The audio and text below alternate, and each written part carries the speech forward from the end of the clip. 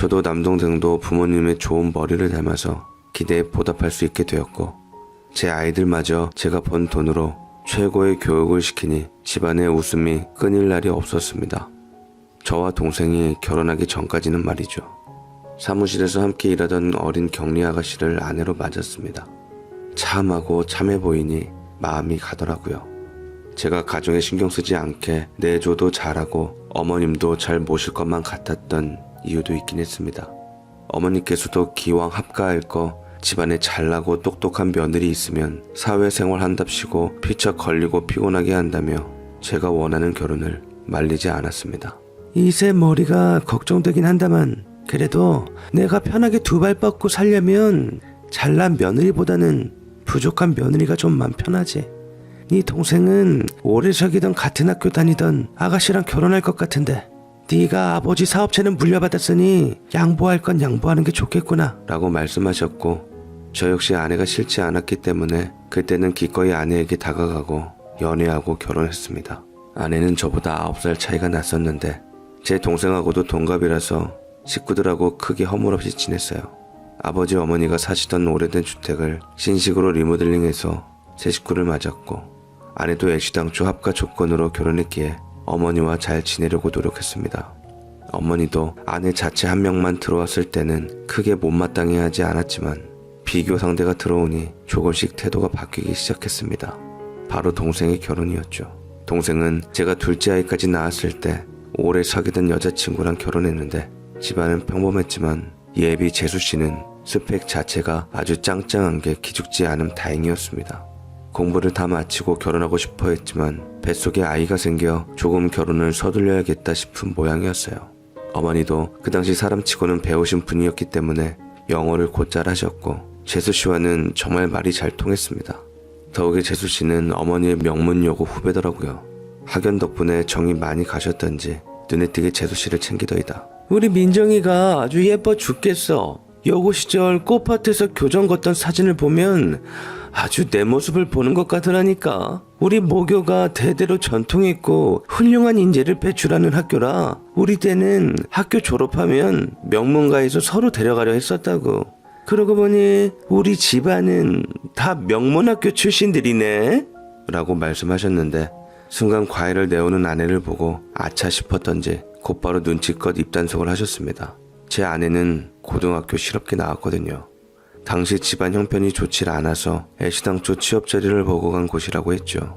거기다 고등학교 졸업 후 이 회사 저 회사 전전하다가 저희 회사에서 근무하다가 저와 만나 결혼하게 된 것이었으니 어머니 입장에서는 운 좋아 팔 잡힌 신데렐라쯤으로 생각이 들었나 봅니다. 그 이후부터 묘하게 아내를 무시하는 듯 하더니 재수씨랑 만나면 자연스럽게 학벌 얘기를 하며 아내를 기죽였고, 대놓고 하진 않았지만 늘상 재수씨와 넌지시 비교를 하며 자존심을 건드렸습니다. 둘이만 아내 앞에 두고 영어를 쓰면서 얘기를 하기도 하고 둘만의 아는 얘기만 나누며 아내를 바보 만들었는데 참 그렇더라고요. 항상 집안에 아내만 놓고 재수씨랑 나가서 맛집을 가거나 쇼핑을 가거나 둘이 희희낙낙 고부간의 정을 나눴는데 아내 역시도 알고서도 부담 주기 싫어서 지켜만 보고 있었습니다. 어머니와 아내가 아무리 티를 내지 않았어도 저도 알고 동생도 잘 아는 사실이었죠. 그래서 제가 더 아내에게 신경을 써주기로 했습니다. 항상 애정 표현하면서 고맙다 하고 처갓집에 잘하도록 노력했고, 아내도 제 마음을 알았던지 그저 괜찮다고만 했습니다. 그러나 어느 한 번은 제가 고마운 마음에 아내 생일 때 명품백을 하나 선물했는데 아내가 너무 좋아하는 통에 그걸 초등학교 동창회에 갖고 나가더라고요. 어머니가 그걸 보시고는 혀를 차시고는 그 백을 빼앗아 버리셨습니다. 아니, 돈천씩이나 하는 가방을 그럴 만한 사람이 들어야지. 집구석에 있는 사람이 뭐가 필요해서 그걸 선물해? 돈 그렇게 예쁘게 쓰는 거 아니다. 당장 가져가서 바꿔와. 결혼한 지 7년 만에 아내에게 주는 그럴듯한 선물이었어요. 제가 뭘 사준다 해도 항상 괜찮다고 하며 차라리 그 돈을 현금으로 달라 해서 주었는데 알고 보니 친정 식구들에게 보태주고 있더라고요. 그래서 그것이 마음에 걸려 차라리 내가 처갓집 용돈을 따로 챙겨드릴 테니 걱정 말고 당신도 그럴듯한 백 하나 가져서 자랑도 해보고 잘 들고 다녀봐라 하며 사준 거였거든요. 까칠한 어머니 모시면서 집에서 두 아들 키우기가 쉽지 않았을 텐데 묵묵히 불만 한 번 안 터뜨리고 제게 바깥 일을 편히 할 수 있게 신경 안 쓰게 한 보답이었습니다. 아내는 부담스러워하면서도 좋아하니 저도 마음이 괜찮았는데 어머니가 저리 말씀하시니 아내도 어쩔 줄을 모르더라고요. 근데 그게 한정판으로 어렵게 구한 백이라 웃돈을 주고도 못 산다 하여 그냥 아내 매게끔 하자고 제가 감정 상하지 않게 사정을 하니 어머니께선 그 백을 꼼꼼히 보시곤 무슨 생각이 드셨던지 단번에 그 명품 백을 빼앗아 가시더라고요. 그러면 이거 네 동서한테 주자. 며칠 지나면 둘째 생일인데 내가 걔 예뻐한다 하지만 계속 빈말만 해대니 서운할 수도 있었을 거야. 처음부터 뭐 하나 해주고 싶었는데 그게 그렇게 귀한 백이라면 나한테 다오. 그런 가방은 일하는 사람이 들어야 빛나고 복도 더 잘 들어오는 법이야. 어머니의 기막힌 말에 아내 역시 어이없는 듯 저를 쳐다보니 아무리 어머님께서 재수씨를 예뻐한다 해도 이건 아니라는 생각이 들어 말리기로 했습니다. 어머니, 재수씨 핸드백은 저보다 더 능력 있는 윤기가 알아서 준비할 거예요. 어머님께서 제가 아내에게 준 선물을 가져가셔서 재수씨한테 주면 그건 아니죠. 누구보다 도리에 대해서 잘 아시는 분이 왜 그러세요? 서로 이만 상하고 기분 나쁘고 우리 와이프가 집에서 최선을 다하기 때문에 어머님도 저도 편하게 사는 거고 애들도 잘 크는 거예요. 왜 그런 공로를 모르시고 재수씨한테만 그러세요? 얘기를 하다 보니 제가 다 억울하고 기가 막혀서 어머니께 말씀드리니 어머니께서는 어이없다는 듯이 저더러 마누라 치마폭에 쌓여 지 애미도 못 알아본다며 학을 떼시더니 자연스레 그 원망은 아내에게 돌아갔습니다. 전 죽어도 그 핸드백을 어머니께 넘길 수가 없었지만 어머니도 끝까지 놓을 생각이 없어 옥신각신하다가 결국 그 핸드백은 손잡이 부분이 찢어져서 훼손되고 말았어요. 제가 속상한 것 이상으로 당연히 아내는 그 핸드백을 부둥켜 안고 울며 속상해했고 어머님은 애먼 사람들에게 화풀이를 하며 그 자리에서 나가버리셨습니다. 왜 제 안사람이 어머니께 그런 대접을 받아야 하는지 마치 나를 무시하는 것처럼 화가 났고 그 이후로 어머니와 냉랭한 관계를 다졌는데 제가 집안일 때문에 허우적거렸을 적 제 바깥일에도 대단한 문제가 생기고야 말았습니다. 경기가 나빠지면서 함께 손잡고 있던 업체들이 하나둘씩 위기를 맞게 되었고 전부터 진행되었던 사업 확장에도 적색 신호가 들어오기 시작했죠.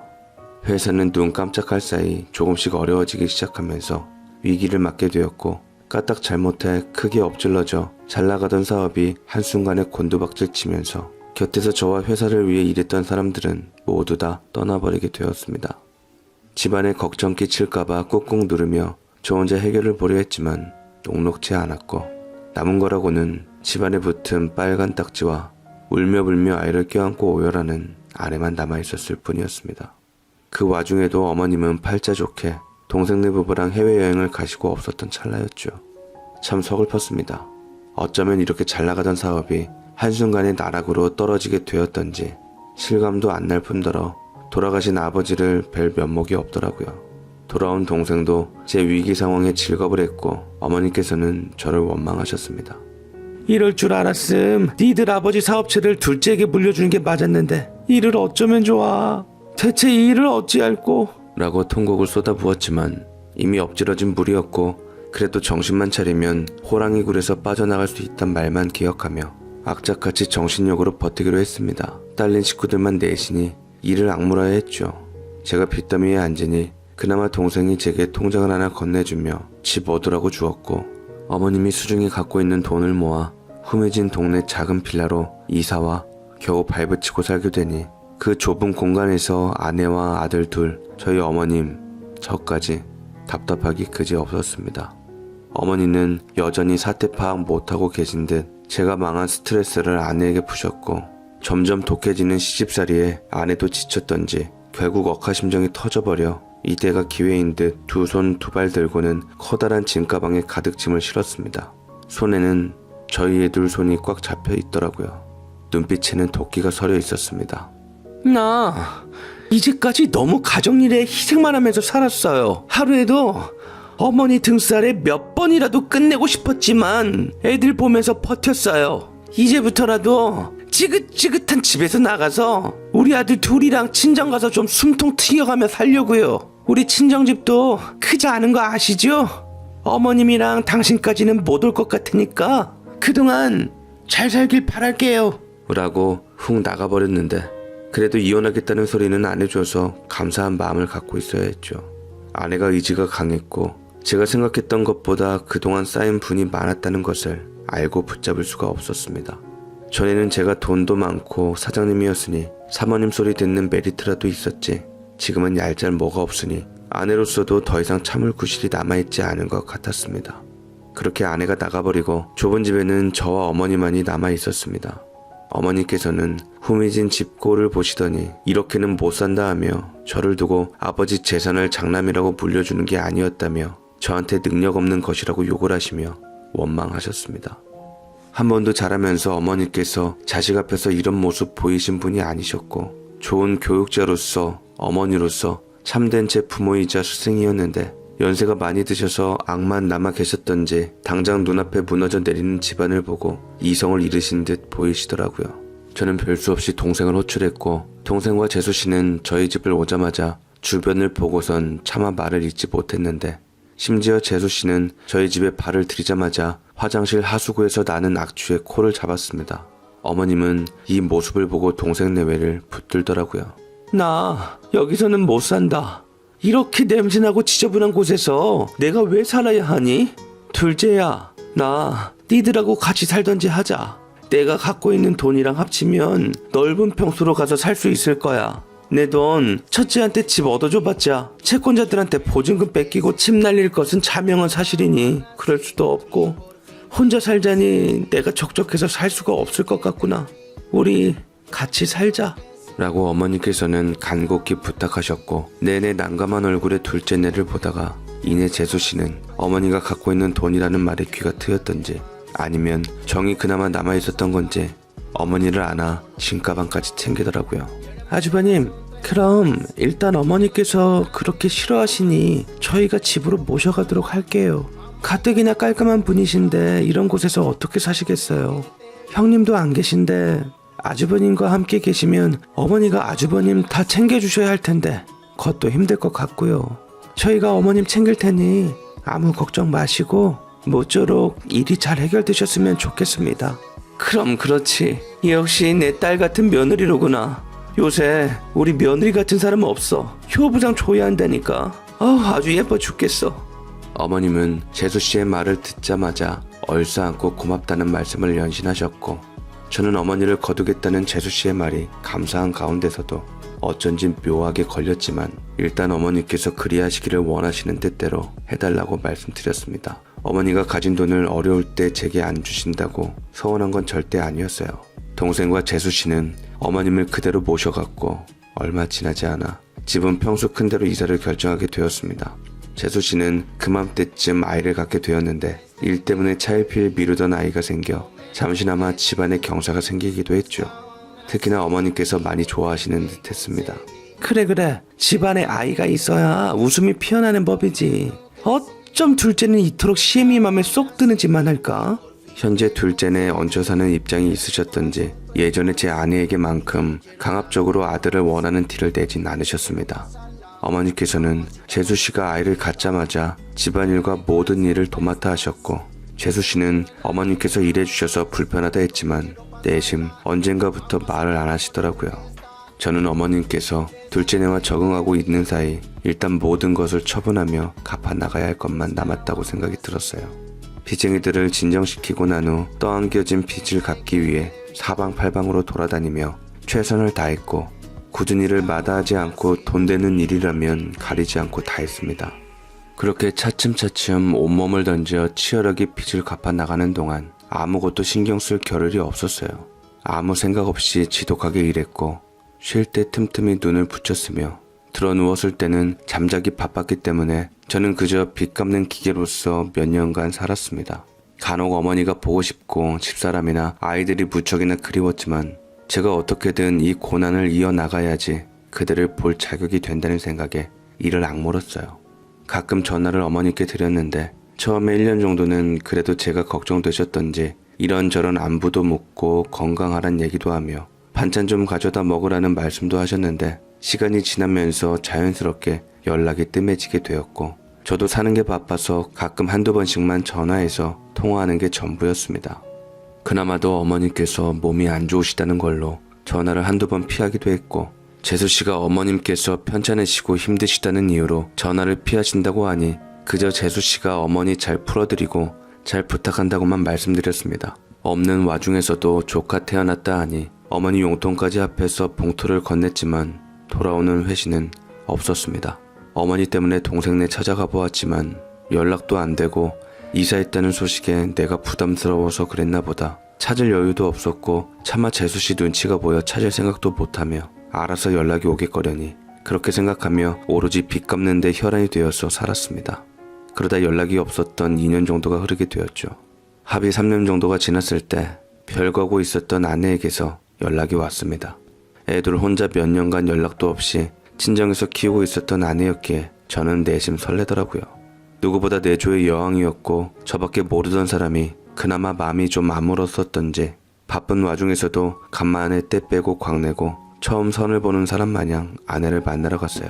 아내가 끓여준 김치찌개와 밥다운 밥상이 그리웠고 아이들의 웃음소리도 무척이나 그리웠던 내 소중한 가족의 연락이라 마음이 그렇게 두근거렸건만 3년 만에 만난 아내에게서 건네받은 것은 따뜻한 밥상이 아니라 이혼 서류였습니다.